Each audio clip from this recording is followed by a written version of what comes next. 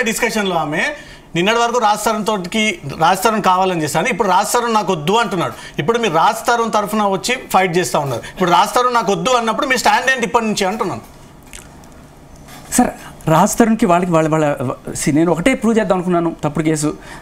I think I proved it's beyond point. నేను కోర్టుకి వెళ్ళి నేను చేయడానికి పోవడానికి కారణం నేను ప్రూఫ్స్ అన్ని కూడా వాళ్ళకి ఇచ్చాను. Raj Tarun he submitting it, the process is going on. కానీ వీళ్ళు ఎందుకు మీడియాకి వచ్చారు? మీడియాకి వచ్చి కారణం మీడియాలో కూడా ట్రయల్ జరిగినప్పుడు మీడియాలో కూడా డిఫెన్స్ పెట్టాలి కదా, అందుకని పెట్టాను. సో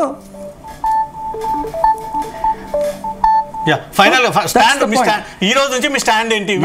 స్టాండ్ ఆవిడ డ్రగ్స్ ఎంతమందికి అలవాటు చేసి ఎంతమందికి ఎండగట్టింది ఆవిడ, దీనికి ఎటువంటి శిక్ష మన గవర్నమెంట్ దీనికి ఎటువంటి చర్యలు తీసుకోబోతుంది అనేదే నా పోరాటం. ఇప్పుడు ఆవిడ మీద చర్యలు తీసుకోవాలి. ఆవిడ జనాల్ని ఇట్లా డ్రగ్స్కి అలవాటు చేసి ఒక జీవితాన్ని నాశనం చేసి ఒకళ్ళు కాదు ఎంతమంది జీవితాల్లో ఇప్పుడు అమ్మాయి వస్తే మనకు అర్థమవుతుంది ఎన్ని జీవితాలు ఇలా నాశనం అయ్యాయి. ఇప్పుడు కంప్లైంట్ ఫైల్ కాబోతుంది.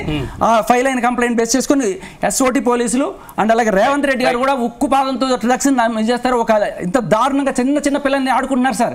అండ్ ఆవిడ నేపథ్యం కూడా ఉంది. 45 రోజులు చెంచల్గూడ జైల్లో ఆవిడ రెడ్ హ్యాండెడ్గా మనం వీడియో చూపించాం.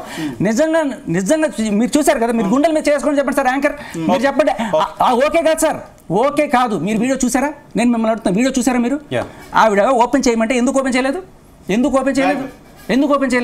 ఒక్క క్వశ్చన్ అడిగారు మీరు? ఎందుకు ఓపెన్ చేయలేదని అడగరు.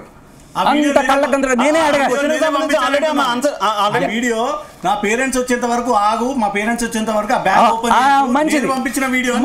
ఆవిడ ఎవరు పంపించారనేది పాయింట్ కాదు సార్, ఎందుకు ఓపెన్ చేయలేదనేది పాయింట్. ఇప్పుడు ఎయిర్పోర్ట్కి వెళ్తారు, సెక్యూరిటీ చెక్ చేయమంటారు, ఏదో తేడా ఉంది ఓపెన్ చేయమంటే మా పేరెంట్స్ వస్తే ఓపెన్ చేస్తామంటారా? ఎక్కడైనా ఓపెన్ చేయాలి కదా, పోలీసులు ఐడి కార్డు కూడా చూపించారు.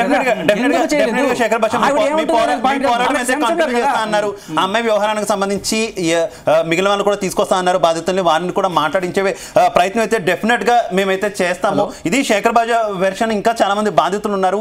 ఆమె పూర్తిగా చేస్తున్నటువంటి అఘాయిత్యాలని కూడా నేను మీడియా ముందే పెడతాను, అందరినీ కూడా చూపించాలంటూ కూడా చెప్తున్నారు. మేము కూడా స్వాగతిస్తున్నటువంటి పరిస్థితి. ఇది వాటి డిబేట్.